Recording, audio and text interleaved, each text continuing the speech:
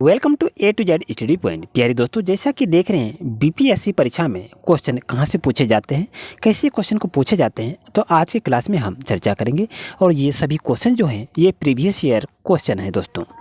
जैसा कि दोस्तों देखिए क्वेश्चन क्या कह रहा है कि बिहार का वह रसोइया जिसने 1917 ईस्वी में महात्मा गांधी को हत्या के प्रयास को विफल कर उनके भोजन में मिले जहर से उनकी जान बचाई थी, वो कौन सा है। यहाँ आपके पास 4 ऑप्शन दिया हुआ है और ऐसे क्वेश्चन आपके एग्जाम में पूछा जा चुका है दोस्तों।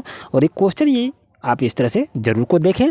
अगर प्रीवियस ईयर क्वेश्चन को देखेंगे ना तो आपको बहुत तरह के समस्या कैसे कैसे क्वेश्चन कहाँ से पूछे जाते हैं आपको 50% गाइडलाइन हो जाएगी।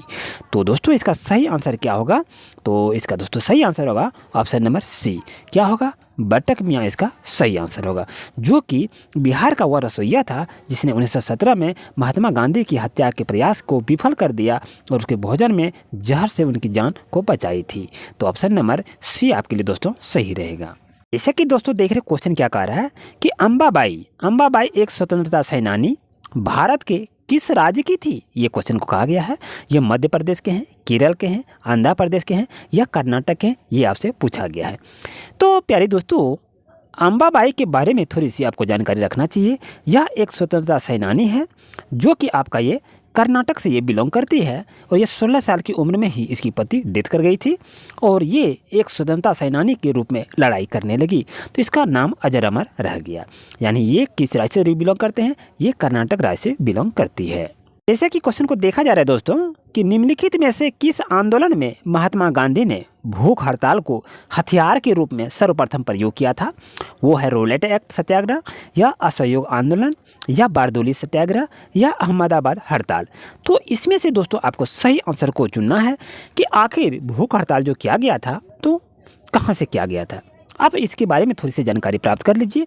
महात्मा गांधी ने भूख हड़ताल जो किया था हथियार के रूप में, तो वो सर्वप्रथम चंपारण सत्याग्रह यानी अहमदाबाद से यहाँ पर शुरू हुआ था। यानी अहमदाबाद में ये हड़ताल किया गया था।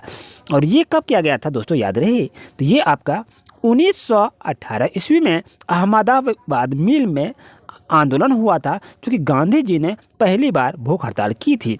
तो यहाँ पर क्वेश्चन को देखिए क्या कह रहा है कि गांधी ने भूख हड़ताल को हथियार के रूप में सर्वप्रथम प्रयोग कहाँ किया था, तो आंसर क्या होगा, अहमदाबाद के मिल में यानी अहमदाबाद हड़ताल में। अगर यहाँ से क्वेश्चन ये पूछा जाए और वो पूछा जाएगा कि वो कौन सा आंदोलन था, तो दोस्तों उसके लिए आंदोलन आपका होगा चंपारण सत्याग्रह। याद रखिए क्या होगा, चंपारण सत्याग्रह आंदोलन क्या था अपनी भूख हड़ताल के लिए। तो यहाँ पर देखिए दोस्तों क्वेश्चन क्या मिला, 2 क्वेश्चन मिल गया।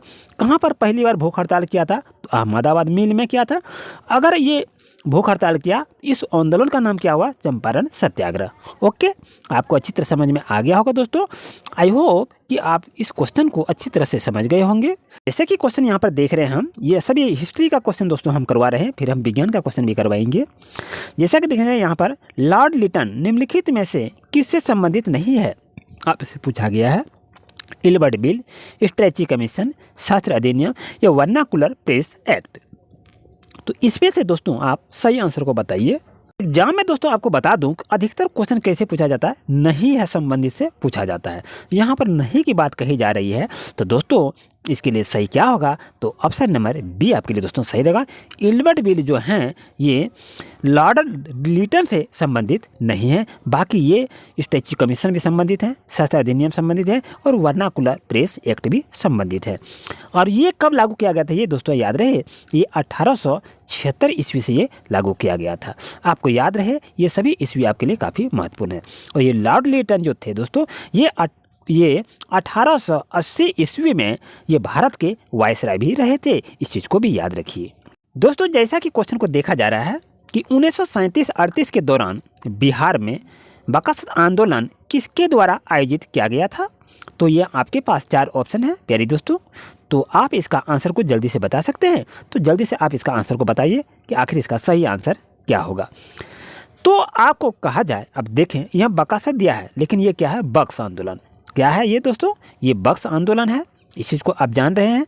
और ये किसके द्वारा आयोजित किया गया था, ये स्वामी स्वामी सहजानंद सरस्वती के द्वारा, और ऑप्शन नंबर डी आपके लिए दोस्तों सही रहेगा। इसी के द्वारा ये आंदोलन आयोजित किया गया था। आई होप आपको अच्छी तरह से क्लियर समझ में आ गया होगा। आइए देखते हैं नेक्स्ट क्वेश्चन पर।